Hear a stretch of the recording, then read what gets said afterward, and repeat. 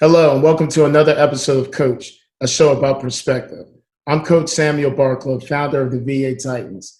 Here tonight, we have joining us co-founder of the VA Titans, Allison. Hey. Tonight, we're going to have joining us Coach Lance Hinton and Coach Nathan Brown from Brandon Middle School to go over their take on perspective. What's going on? What's going on, Lance? Welcome to Coach, show about perspective. How you doing tonight, bro? Doing well. How about yourself? I'm doing very good, We want to introduce the guest? Yeah. So joining us tonight, we've got Lance Hinton, an educator with Virginia Beach Public Schools, head boys basketball coach at Brandon Middle School, and an up-and-coming local photographer in the area. And then we have another special guest joining us too. We're going to have, there he is over there. We've got Coach Nathan Brown. What's going on, Nate? A former college athlete who's worked in education for over 15 years, coached in football, basketball, and track at middle and high school levels, and is currently coaching with Brandon Middle School and an administrator for CPS. How you guys doing? Doing good. Everybody feeling good? Everybody safe? Everybody family doing well? Can't complain, man. Trying to stay out the way, man. Trying to stay safe. Yeah. Definitely, bro. I definitely appreciate you guys giving us some of your time tonight, especially this Memorial Day weekend. Absolutely. Definitely appreciate you. Absolutely. All right, so let's get started. So we've got some really great coaches with us tonight. We've got Coach Sam here. Why don't we start by talking about what goes into making a team? What's your thought process when you're at tryouts and you're putting together your teams? You want to start it off? Yeah, I'd definitely say first and foremost is about the character of the students, and making sure before they even have a chance to touch the court, the field or the track, whatever it is that they do, is about the stuff that they've done, their body of work before they even hit the athletic arena. So they have to be prepared, like academically. They have to have high moral character. They have to be all around good students because their time is going to be split, and if they haven't learned how to balance that kind of energy and effort before the season even starts, they'll struggle. And to kind of piggyback off of that, like you can have a team full of athletes, but the thing about it is they got to be able to gel together. So that's kind of where the character piece comes into play. Because I know at least at the middle school level, you want to teach them to play as a team. And I think that's one of the biggest concepts as far as middle school basketball, getting them to learn each other and play as a team and things like that. I definitely agree with y'all. I think that trying to get that team chemistry is like so huge. You get that going, man. It's incredible. So with that being said, how do things like the player, in middle school, the player's grade or the player's age, experience, or seniority on the team, how do things like that factor into it?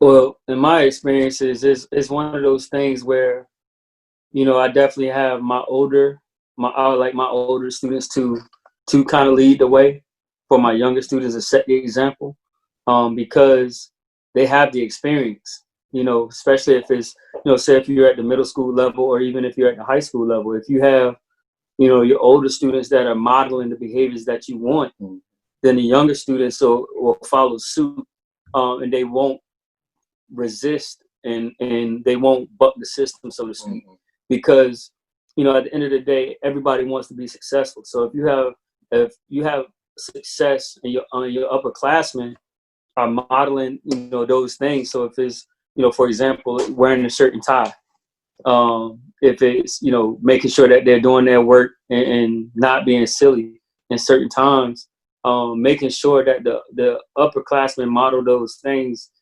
the younger students will fall in place. But it's about, again, them learning how to lead by example and not thinking just because you're older than somebody, you can boss them around, and that's the hard thing for a lot of young students, is that they think just because I'm older, you have to listen to me, right? Like that rite of passage. But it's not about that. It's about teaching them how to become young men, young women, by as a coach modeling the behaviors you want as well. So there's levels to it. Let me ask you this. So how do you get, because this is like the thing that it's not always a question in my head. It just seems like you got to be so tactful. And I don't ask everybody because you can't rely on everybody's opinion. And that's unfortunate. But let me ask you this. How do you deal with a player that seems to be like the right talent, maybe even does good in school as far as educational, but the leadership part is on zero? Like, what's the best way to utilizing that person? Like, do you use them for their strengths, or do you really see that person and say, you know what, yeah, you good and you can do this, but I can already see that we're gonna have to do this, which might be the complete opposite of using his strengths. How do you make that decision? So to me, is about rapport, right? So to me, the number one thing as a coach that you have to develop is a rapport, and your students have to trust you. They have to trust you, and they have to 100% believe in what you're telling them, and that comes with time. So the more that a student trusts you, the more that a student believes in you, and you can make them use those teachable moments to really hone in to say, hey, look, this is why. When they've done what you've asked them to do, you point it out right then and say, this is why I need you to do A, B, or C, because you see how much better we've come because you've done and you sacrifice this. Where I've had students that were like, on their AAU team or their rep team or whatever, they were the leading scorer. And because their dad was the coach or whatever, the situation may be. But I'm like, hey, I need you to just rebound right now. I need you to lock this person up. Like, don't let them touch the ball. I need you to be this.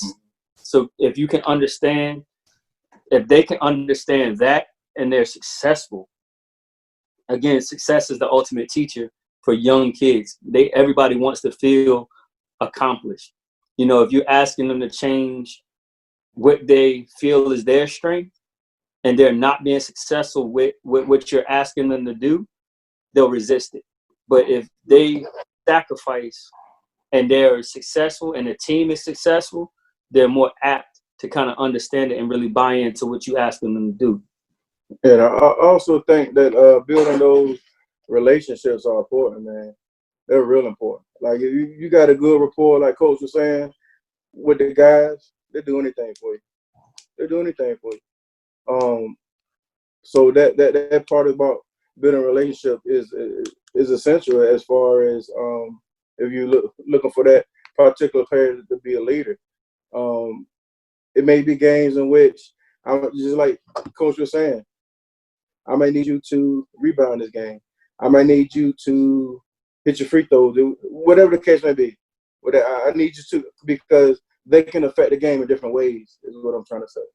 So in your opinion, would you say that, and I'm glad y'all both say that, because I think that's something that sticks in a lot of the youngins' heads. Like, they feel like since they're not doing all the things that they know how to do, they thinking that they failing.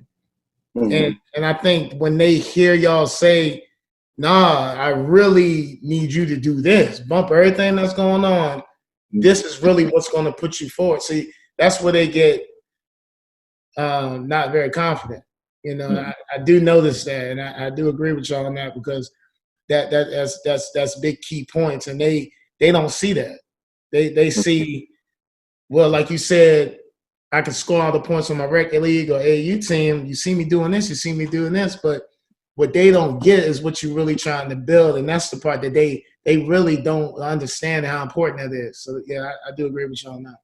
So I would say one of the ways that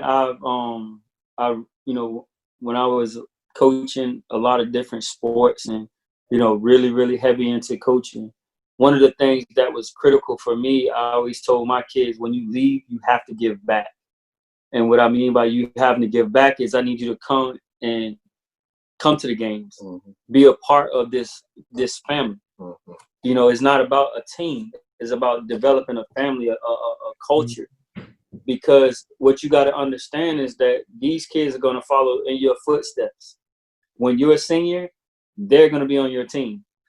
So if you kind of establish a certain standard, now that standard will follow with you, no matter what level you go to, because in theory, you go to college, those will be the same guys you play against in college. So it doesn't ever change. It doesn't ever stop. So what it's about is about having, again, a genuine understanding of what is the culture that you want to establish. And that's done not just on the court. That's done not just during the season. That's done outside of the season. When you fussing and yelling at a kid during the season, they'll respond to you if they know for a fact it's coming from a place of love. So when we outside of the season, I'm fussing at you and I'm hard on you because your grades are slipping. Then when I'm fussing at you and I'm hard on you during the season because you slacking, you know that, hey, nothing is changing. This is bigger than sports, because the reality of it is, a lot of times when you have a student that's the man at a lower level, that's because the other kids haven't developed yet. Okay. You understand what I'm saying? So when those kids start to develop, when those kids really start to hit puberty and start to hit their stride, and you're not no more, that's mentally shocking for a lot of students, and they kind of their way. So that's when a lot of kids fall off, start turning into drugs and gangs and other things, because now, I'm not the man no more. So what do you tell? And I'm glad to see the whole point of this is for the perspective of the conversation, and you bringing up a lot of key points I want to touch on. When you have a player that thinks he's the man, and the other players start to blossom, that player still participating. How do you keep that player from not being a cancer or something that's getting through the cracks? And it's a piece that you touch, so now it moves on to the next person. How do you actually like make sure that that's moving with your blessing? I think it depends on the player. It depends on, because it depends on the player. I think sometimes you can give them a certain role on the team. I need you to do this for me. This is what I need you to do for me right now. But how receptive the player is to it, you can do trial and error, try different things with it. Whatever the case may be. Yeah, for me, that's the person I'm dogging the hardest. Just to keep it real, and I'm gonna have that conversation. So if I have a talented, we'll just say I'm at a middle school, and I got a 7th grader that I know for a fact he can go. Like, I know he gonna be the man. I'm telling him at the end of the year, when we working off season, I'm dogging you off season. Not because I want you to suffer, but I gotta push you to understand we're only gonna be as good as you're gonna take us. We can only be as good as the weakest link on this team. So if you're not learning what it means to be a leader now, there's no way that I'll be able to teach you how to be a leader during the season, because the season is too short. Right. So I have to put you in as many adverse situations now to see how you respond. So then I know where I need to talk to. It's not just the me thing. It takes a village to raise a child. So I'm not only talking to you as a player, I'm talking to your parents. Like, hey, he needs to work on this. How is he doing? Is he making his bed at home? Is he doing the small things at the house? I'm talking to your teachers. Are you doing the small things in the classroom? I'm talking to your principal. Is he having to come see you? Is he cutting up in the cafeteria? Those small things, because to whom much is given, much is expected.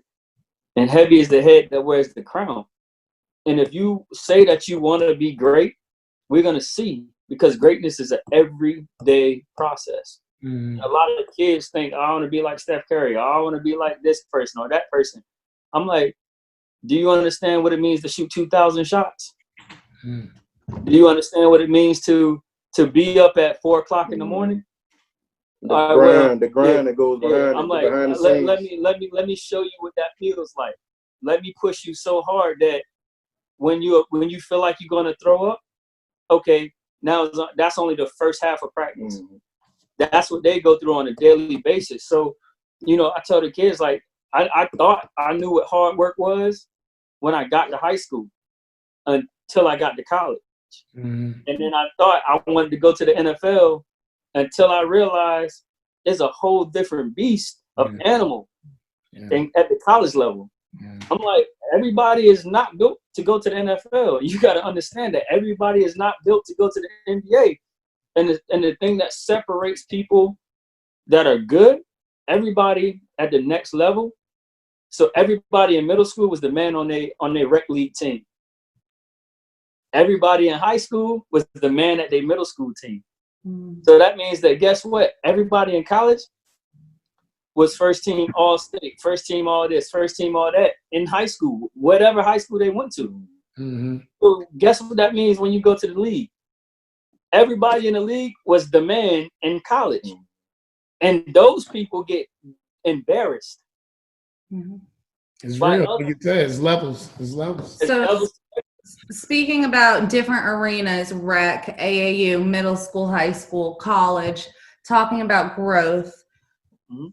there's a lot of different philosophies and strategies out there of putting together a team. And so what do we think about when's the right time for growth? Is it always time for growth? What do we think about people stacking teams? How do we develop our players, and how does it change based on where they're playing? My philosophy on kind of like a coach stacking a team, like, who is that helping? Right. Who is it helping? Like, do you have your own self in mind, or do you have the kids in mind? You see what I'm saying? Because I really don't feel like a kid would get better if the team is being stacked. That's kind of my opinion on it. Mm-hmm. I hate it. I hate it with a passion. And you know, this is where, you know, I hope I don't offend anybody. I get tired of coaches, parents, you know, pushing kids to make them work like they're professional or college athletes. Kids have to be kids, because I've seen it so many times where a middle school kid, I had kids that I used to coach, they literally would tell me, hey, my parents make me get up at 6 o'clock in the morning. I got to work out before school. And then they come home, have to shower to get to school. Then we have practice. Then they have to work out again after practice. So by the time they get to high school, they burned out. They don't want to play the sport no more because the joy is gone. And I'm like, you know, you can't push a kid to the point. Now, if a kid wants to do it, that's one thing, right? But if you're pushing your kid so hard to relive your dream as a parent or as a coach or whatever, and you make it about you, then you're suffocating that child. And at the end of the day, you don't do anything but bring more harm than good, because now you're looking at your child as a cash cow. And that's something that bothers me, because, you know, I sit and I watch every single day, like when we go and we walk at the track, you know, it's kids out there with all these ladders and cones and doing all these drills because they watch the YouTube video, and parents out there with their kids because they watch the YouTube video. I'm like, you still don't understand the premise behind the stuff that you're doing, because you're teaching the child wrong technique. You understand what I'm saying? Like, you teaching this child how to get embarrassed. Now when that child is not being successful, or that coach, you know, that coach doesn't agree with what you've been trying to teach your child, now you bumping heads with that coach. But I'm like, you got to slow down. Like, if that was the case, then you should just start your own team, run your kid, and let him do what he wants to do, what she wants to do. But I don't care for it, because I watched AAU. I remember growing up, AAU was for the elite players, like the Allen Iversons, the Alonzo Mournings, like those people that were just freaks of nature. Now any and everybody can get on an AAU team, and the kids and the parents are spending ridiculous amounts of money to play glorified rec guys. That's no competition. Mm-hmm. And like you said, like, why would you stack a team but you playing terrible competition? but your guys feel good because they got 25 medals or trophies. Right. But then they can't even dribble with their left hand. So I'm sitting here like, you know, what is the point of this? Is it to make you look good, or is it to make your guys better? It's definitely a big situation as far as stacking and all types of whether it be middle school, high school, elementary school. I mean, I'm being honest, right? But I think that my perspective on stacking. I've never been. I'm the type of person who I like the underdog. You know, not as much the underdog, but I like that dude that's really just out there working. He working, working. Give him a chance. You know, I'm that type of mindset. So I've been against that. I think that when you can build something and they are like that and they just go out there and do that, then that's something a little different, you know, when it comes down to that. But as far as stacking it, I think it ends to nothing. You end up with a Kevin Durant situation. You end up with all this other silliness at the end of the day. You don't have nothing, you know. Years go by and then you wonder why somebody might have something. It's because maybe they built it the right way and it's still there, you know. I'm with you. I'm not saying. So what do you think, each of you as coaches, what from your own youth has made an impact on the way that you coach? I couldn't hear the question. What from your own youth has made an impact on how you coach? Well, I'll kick that one off real quick. Excuse me. I want the most athletic. I was good in my sections, you know, by sport. Baseball by trade was my thing, you know.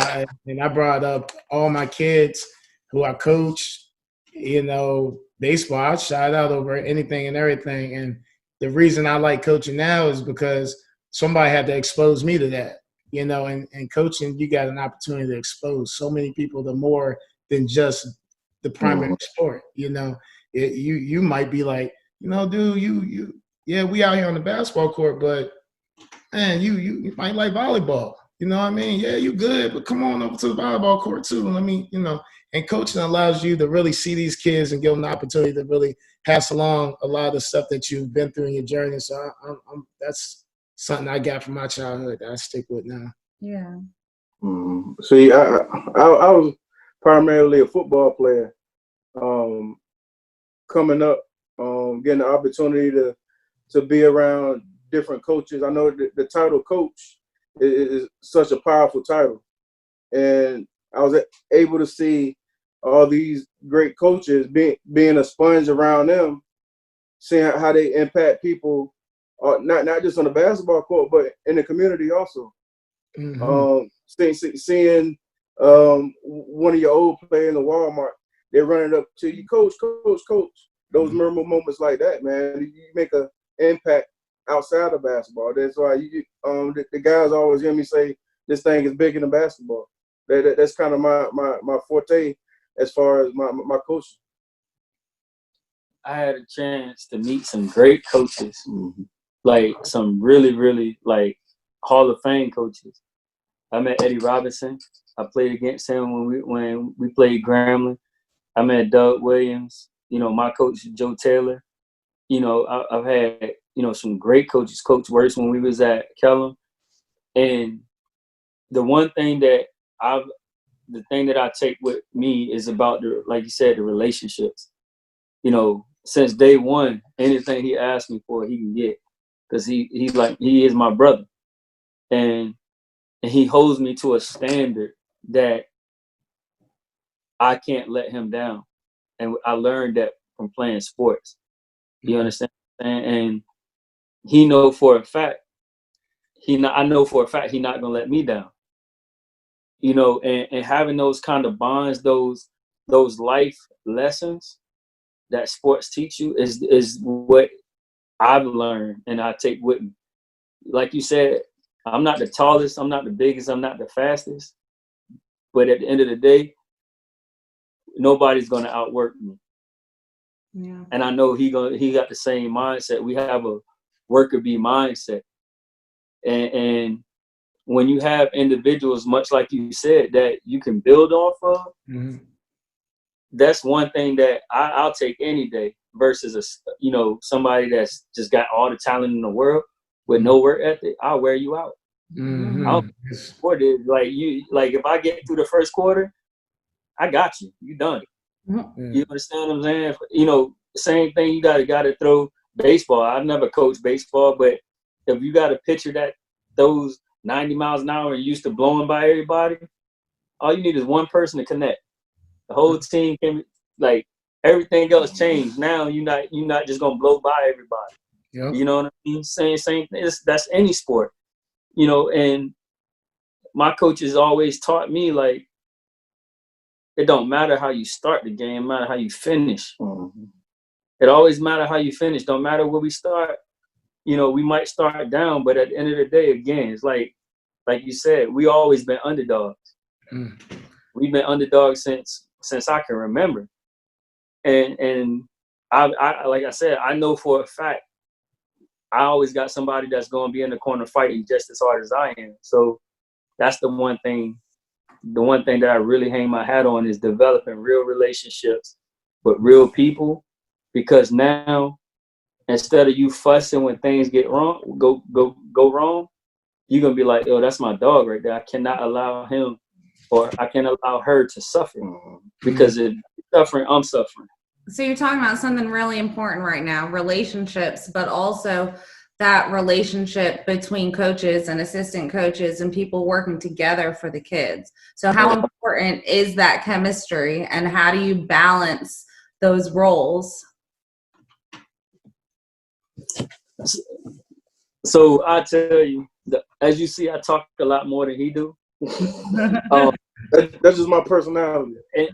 But at the same time, it's like I'm gonna check him when something that he not doing right, and he gonna check me. Yeah. So the kids is the same way.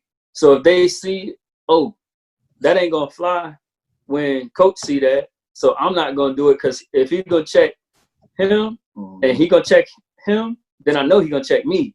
Mm. So about holding that, everybody is held to the same standard. Nobody is above team.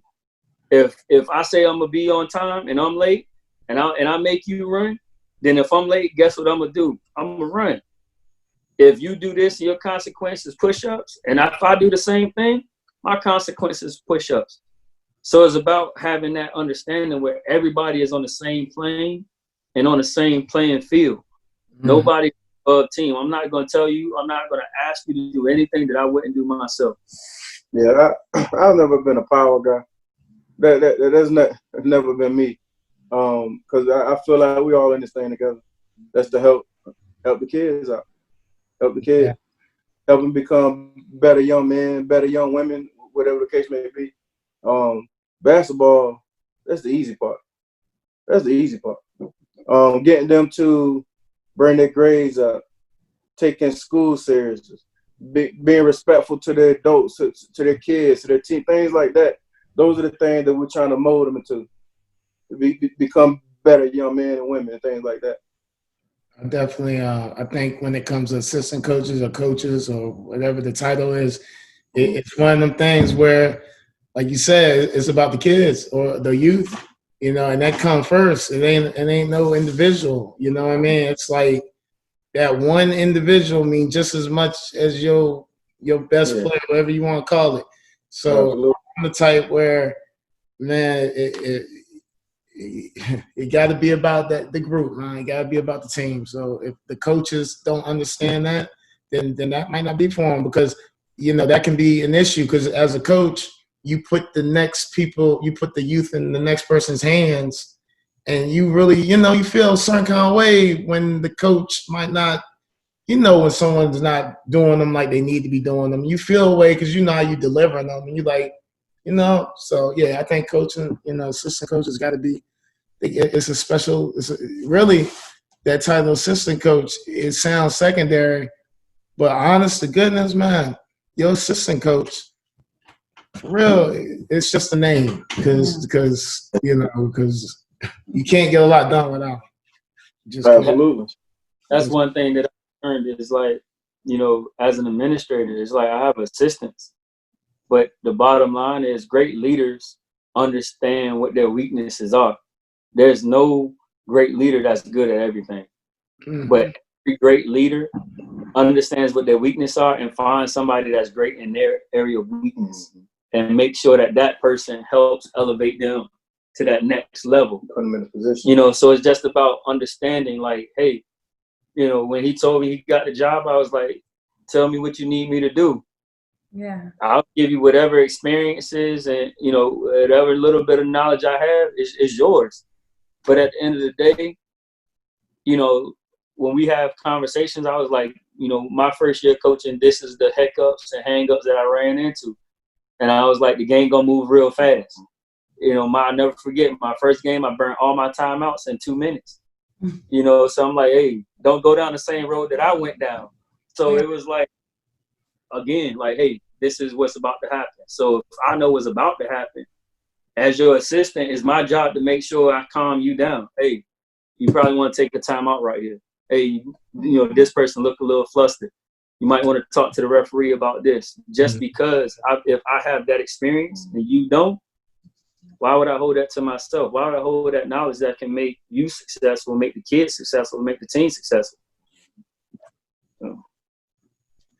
So what systems, what kind of strategies as coaches do you guys all put in place to help build that winning culture that embodies all of this stuff we've been talking about, from leadership to relationships with each other, and what do we put in place to have that winning culture in the kids' mindset? I think it starts in practice. It starts in practice. You gotta be a hard worker in practice. And some of these kids at this age, they gotta actually see you win games. They gotta see the visual part as far, okay, we are winning game. And then you gotta translate that into practice. Because I always thought there's no way you get better in the game. You don't get better in the game, you get better in practice. You get better in practice. So I think practice means a whole lot. I would say, like you said, it starts from the very first meeting. Before a ball is ever dribbled or, you know, a pass is ever thrown, any of those things. That initial meeting is the level of confidence that the coach brings to that meeting, the level of the expectations that coach brings. Set the tone. You got to set the tone. You got to set the tone. You know what I mean? Like, again, if your expectation as the coach is for everybody to be on time, then you set the tone that on time means being early, not being on time. You know, so you have to set an expectation that like being average, being mediocre is not acceptable, whatever that might mean to you as a coach. You know, so setting a standard in which the kids, the staff, the administration, the student body, like the teachers in the school, everybody understands this is what my expectations are as a coach. This is what my expectations are for my team. And if anybody slacks off, that's when it's up to me as the coach to make sure that gets checked immediately. Parents too, you know, parents screaming, yelling, and being rude, not having a high expectation. Everybody understands what the expectations are. And if you can't live up to those expectations, then you and your child, unfortunately, can't be a part of the program. And sometimes you have to sacrifice wins to set that expectation, to set that tone. You have to teach them that life lesson, because at the end of the day, you know, if you don't break those habits, then they'll continue and they'll fester, and then they become cancerous to everybody else. Yeah, I think you have to establish, like, with me, I mean, in all honesty, you know, of course I coach and put time in, but it's a process still. It's continuing learning. Like, you know, I've had some great mentors, but at the same time, it's just the doors, when the next door opens, it's like, oh man, it's starting over. But it's like, you got to build that culture. The one thing that I did learn, that you just got to build that culture, and you got to, it's hard, you know, and you got to try to establish it. But when you can build the culture and you can establish it, like you said, tell it, get everybody on the same page on what you're trying to do. You know, that's the only way to do it. You know, and it's hard. It's hard. You know? Mhm. So we did have a few questions that came in from Titan social media that seemed like they were perfect for this conversation. So I'm going to go ahead and read one of them and get your feedback, guys. So the first one is from Kim M. Dear Titans, what is the biggest mistake a player can make who wants a lot of playing time in a game during the game? And to me, the worst you can do is not work hard in practice. Yeah. You know, playing time isn't earned during the game. Playing time is earned during practice. Okay. Okay. You know what I mean? So if you're not getting the playing time that you expect, then there must be something that you're not doing, or you're not exhibiting to that particular coach or the person in front of you. Unfortunately, they just might be better. You know, that is just the reality. Sometimes the person that's in front of you is just better than you are. You know, they might be bigger than you. They might be stronger. They might be faster. They might have more experience. You know, they might have a better understanding of the game. There are things that come along with that. But to me, there's a time and a place for those things. And the sooner that a child has an understanding that they can talk to adults to get the feedback that they're looking for that can make them better, that they can utilize to tweak and change, you know, what it is that they may be doing that's holding them back and work on, then playing time and things like that can change. Because, you know, I use this season when we were coaching together, we saw again in practice, like, hey, we made some comments like, if you do this, this is going to happen. And they turn right around and do it anyway. So when you do that, either A, you're not listening, or B, you're not understanding. But I'm sorry, go ahead. But the reality of it is, we can't keep you on the floor if you keep making those mistakes. So you have to bring in somebody else that's not going to keep making that mistake. Yeah, I'm a show me guy, and I tell the kids that all the time. Don't tell me, show me. Show me you want some playing time. And unfortunately, at the middle school level, you get 6 minutes. Those 6 minutes fly by. Fly by, man. I mean, it's just one of those things as coach, you got to manage everything. But like I said, playing time comes in practice. It comes in practice. How hard are you working in practice? I feel like one of the worst things that I've noticed with a player with the bad energy, maybe on the bench, that wants to get in, complain about time, is the worst thing I've noticed is just, you know, to me, cheering on your teammate 100%, playing or not, is like one of the biggest things you need. You got to have that. That energy you get from the bench can be supernatural sometimes. You know, I've seen it. I've just seen it. There's energy. Yeah, and I think the worst thing, you know, you got a player, can I get in the game? Can I get in the game? How come I play? Like you said, practice is what's going to put you in the game. You know, you get some players, it's like, I come on to practice. It's like, you know, it's like, man, I love that you're a youth, and I get that you're just not there yet. You know what I mean? But it's like you said, it's one of the things that you got to show me, you know, and it's hard. You know, that's like I said before, I learn a lot from coaches in general. Because it's hard. It's continuing education, in my opinion. Yeah. You know, to the point where I'm sitting here soaking it in general. Absolutely. And that kind of goes back to that previous point, though. When you have a sound and solid assistant coach, you know, they can interject like, hey, you know, they can have that real conversation, because sometimes you do have to play good cop, bad cop with as the head coach, right? Sometimes you got to jump on the kid. Whereas the assistant coach can come and be like, "Hey, come here, let me rap with you. Like, this is why he's saying what he's saying." Because as the head coach, you know, you might, during the game, you watching fouls and time on the clock, and, you know, position on the floor and offenses and defenses. So sometimes you do be kind of cut and dry, but your assistant got to understand, like, okay, this the mode that he's in right now. where do I need to fit in?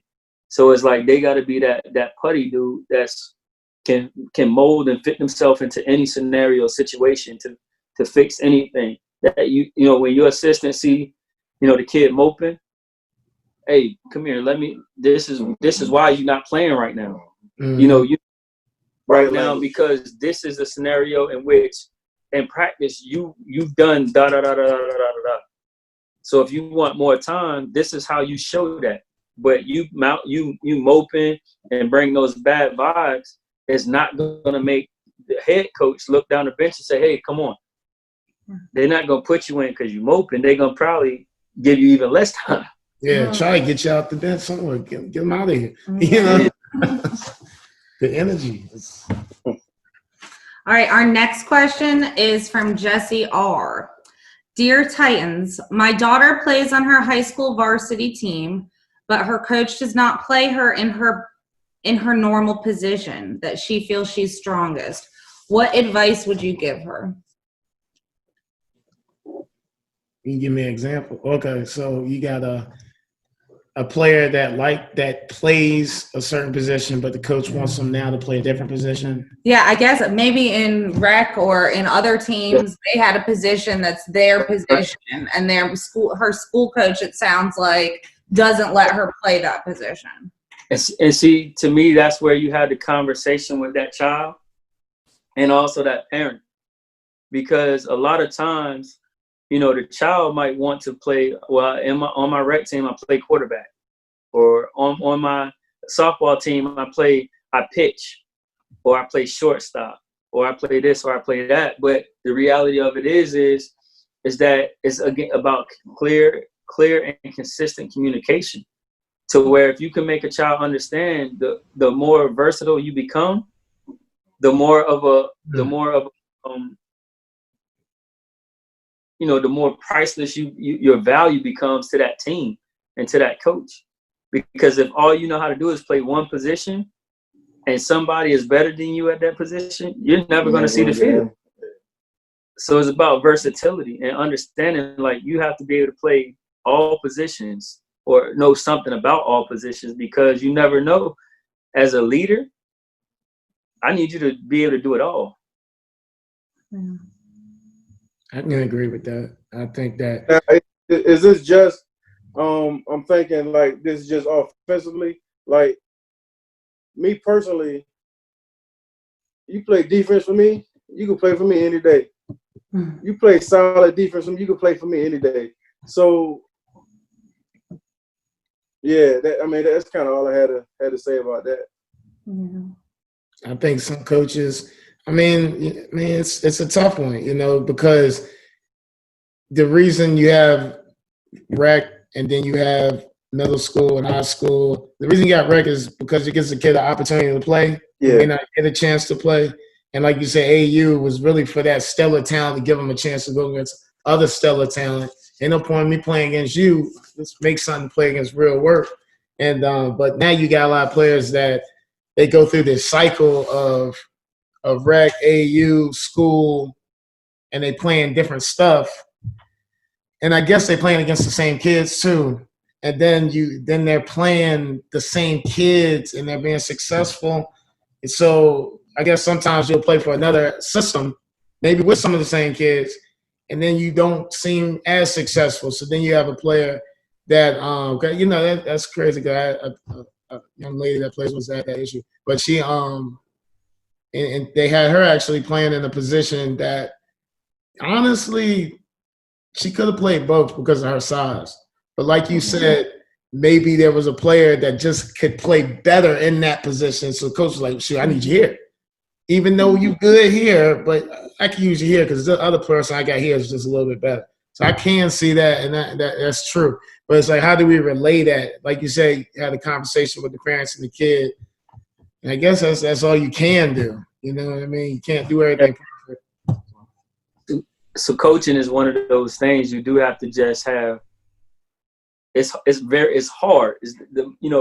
I told him the hardest thing you about to ever do in your life as a coach is cuts.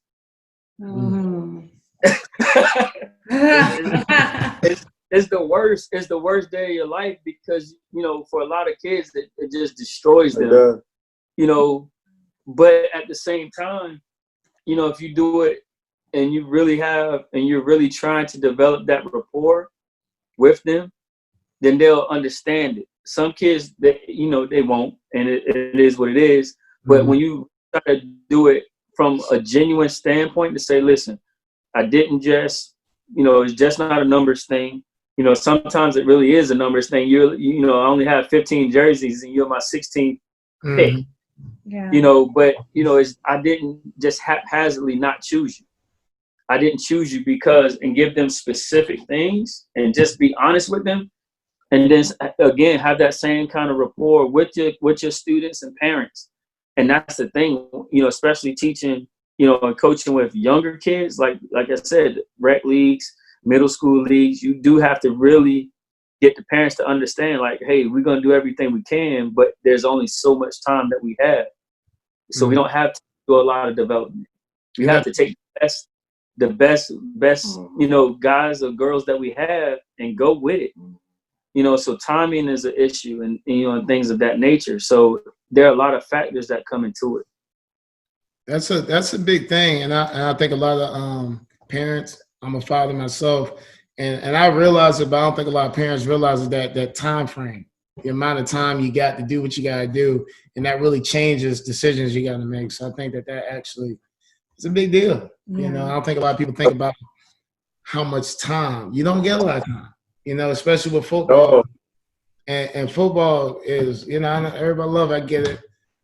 I get it because, but right now with the talent level, so many of the football players playing basketball, and it's like, man, you done got banged up. Now you can't even come to trials. So it's like, it's tough, man. You ain't got a lot of time. Some of them kids could become available by playoff time.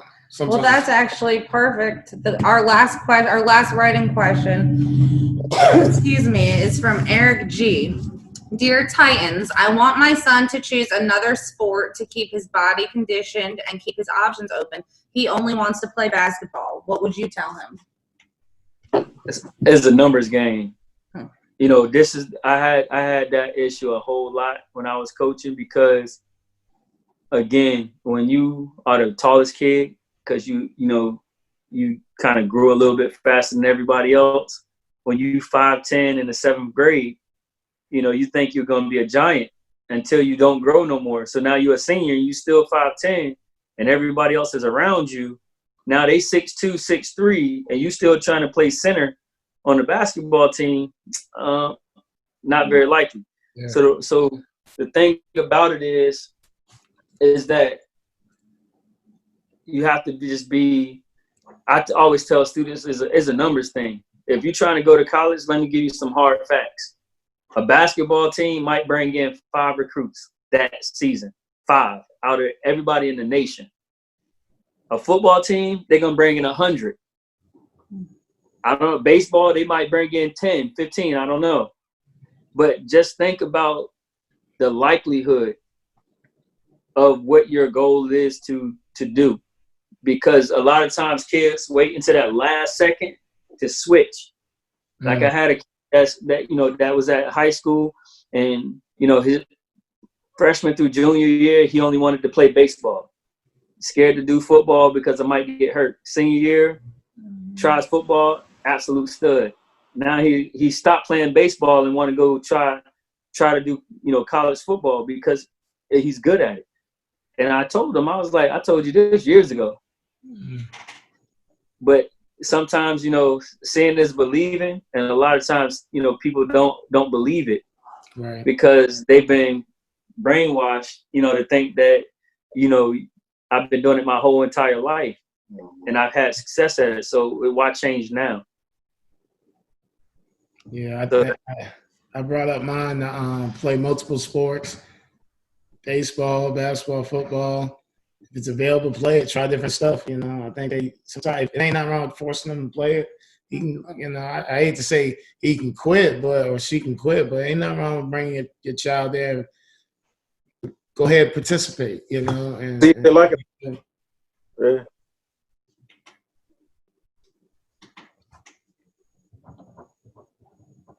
What we saying, Lance? I was saying just see if they like it or not. A new sport, whether it's soccer or wrestling or something like that. Yeah. Sports, but the reality of it is, all sports you can link in the skills in one sport to any sport. The conditioning from wrestling can take you far in anything.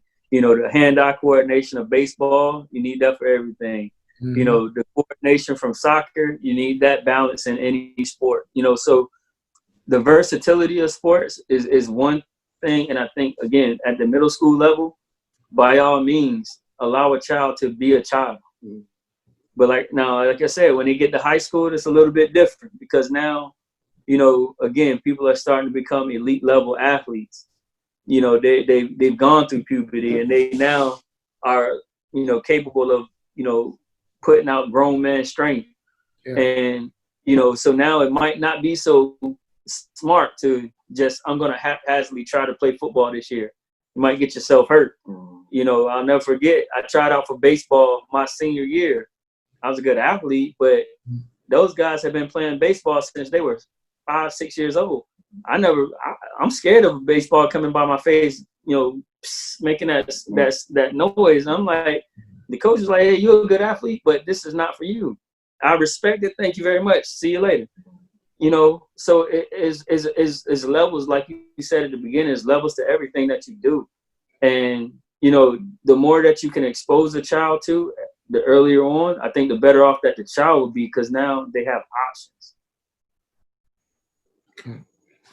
Well, fellas, look, I definitely appreciate y'all this evening joining us for this episode, Coach. We definitely would like to have y'all again. I do have some other coaches. Like I said before, it's perspective driven.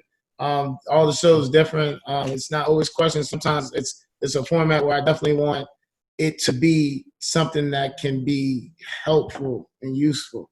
You know, a lot of times the people who have something to say don't get a chance to.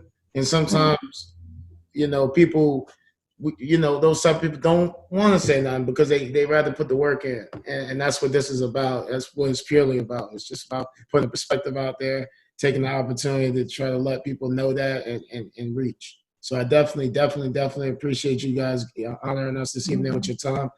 Thank you. We did have Coach Corey coming out tonight. He had a little family come in at last minute and kept him from joining us. But I definitely want to revisit this again. And again, appreciation. Appreciate y'all, man. Thank you, guys. Appreciate you. Thank you.